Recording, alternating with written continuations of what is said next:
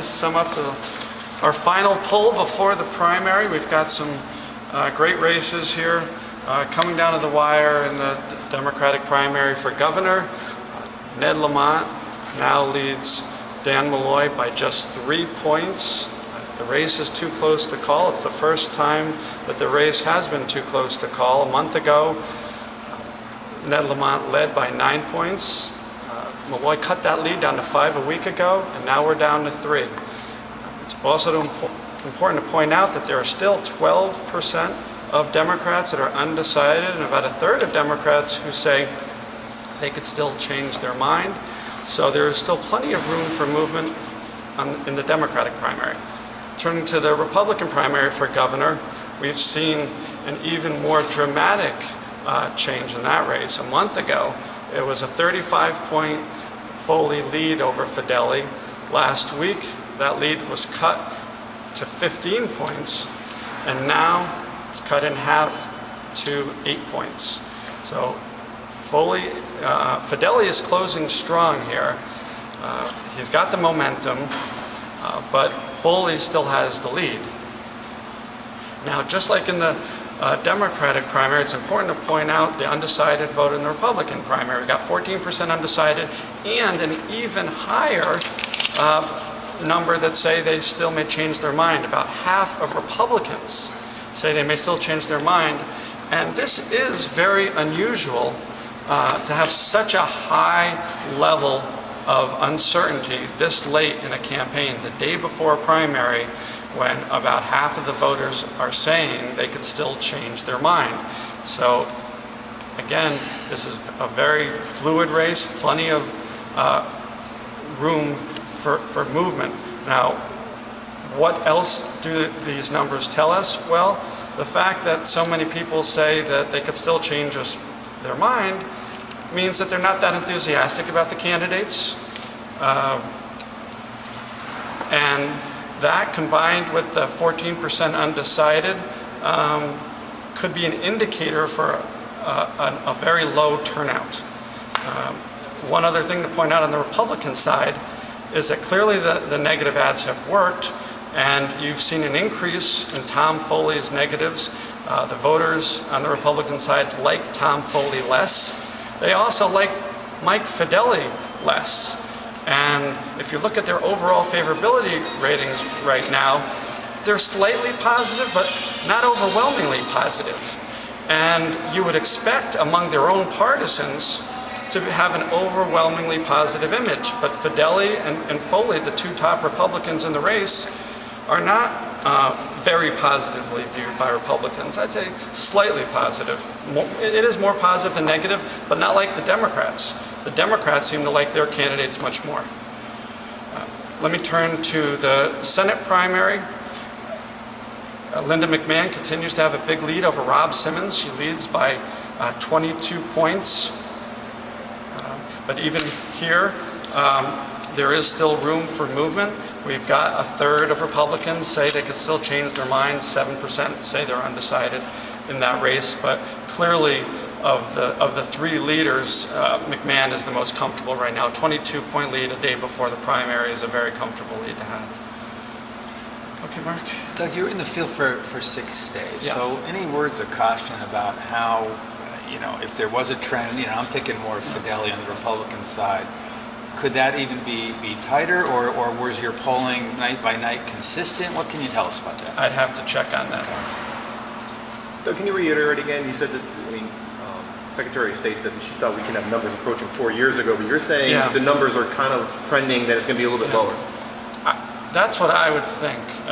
Given that, the August primary, and this is not 2006 with Lieberman and Lamont when you had such a prominent nationally watched primary and you had a 42% turnout, which was a record at that time. These races have not stirred that kind of interest.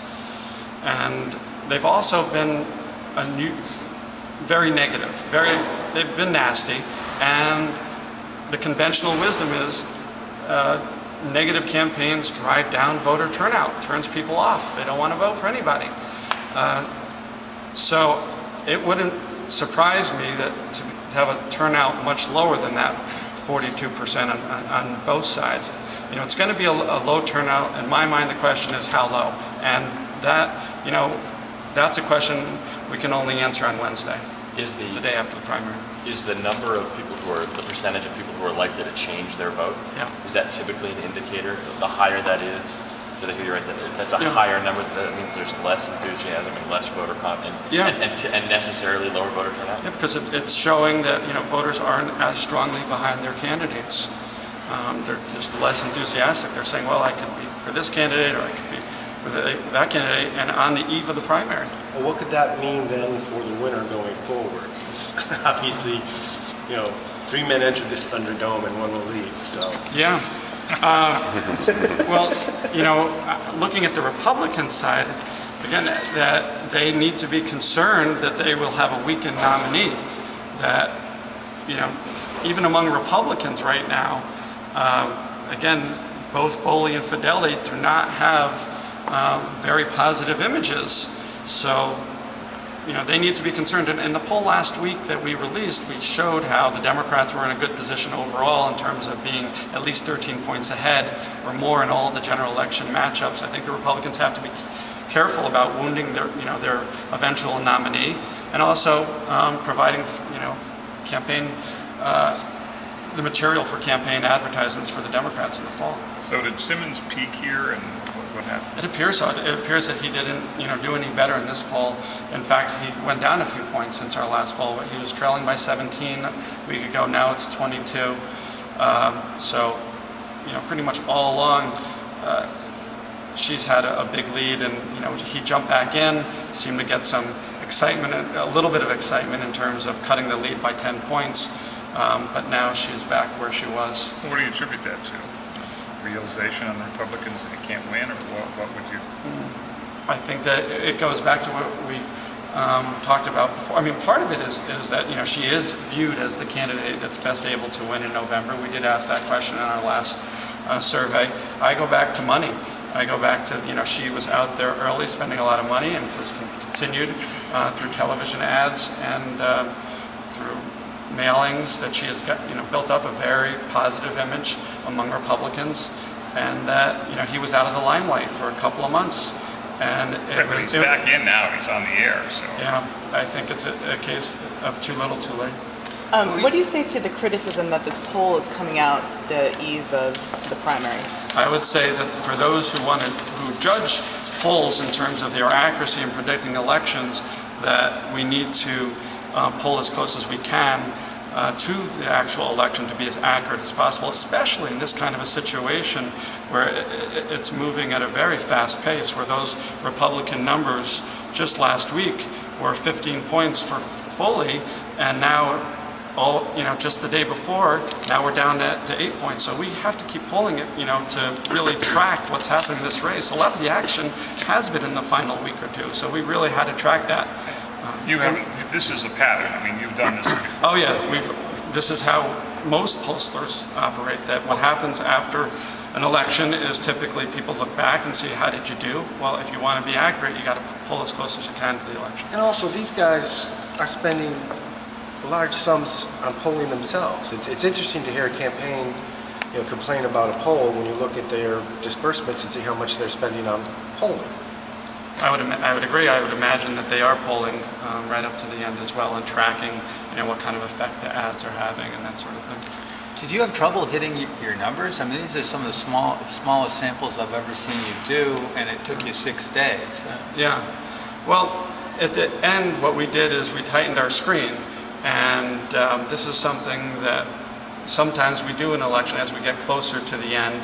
That we want the people most likely to vote. As people are really plugged in, those are the people that we want to focus in on. So how do you... And also in the last week, it appears that it's going to be, you know, because of what I said about the negative advertising, a really low turnout.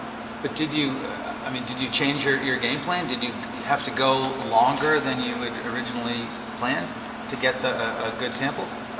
No. Okay. Are people plugged in? Making 2006 atypical year, but are people plugged in to tomorrow? Not like 2006. I read that Roy Okeogrosa was quoted as saying this is more like 94 with a 25% turnout. You know, again, it's just a guess because nobody knows until Wednesday what the turnout is. But just based on what I'm seeing, that this is not 2006 Lieberman Lamont. This is the middle of the summer, and this is highly negative. And it's not over big issues that you would expect there to be a lower turn, and also the factor of the number of people who say they could still change their minds or undecided, just all indicators of a low turnout. Lamont Lieberman was an issue-driven campaign, so you're saying that drove more people to the polls in general, right? That was an election about Iraq, and you know, people were motivated on that issue. This, you know, it's hard to see what, you know, where the big issue differences are between the candidates. Thank you. Okay, sir.